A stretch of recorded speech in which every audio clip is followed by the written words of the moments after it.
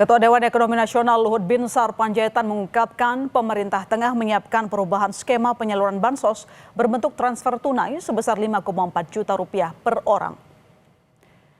Skema tersebut akan ditopang sistem digital single ID yang saat ini sedang dikembangkan pemerintah sebagai bagian dari digitalisasi layanan publik berbasis kecerdasan buatan atau AI.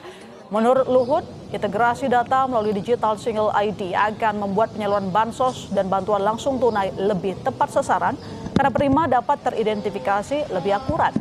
Sistem tersebut ditargetkan mulai tersedia akhir tahun ini.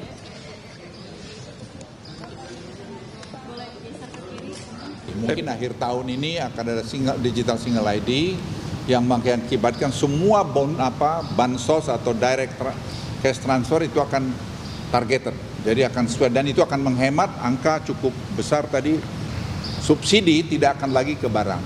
Subsidi akan langsung kepada yang penerima. Karena rata-rata kita kumpulkan semua bansos itu dengan cash transfer dan seterusnya ada 5,4 juta rupiah per orang. Dan ini nanti akan dikelompokkan dengan AI. Kebijakan pemerintah menaikkan harga Pertamax 92 dari Rp12.300 menjadi Rp16.250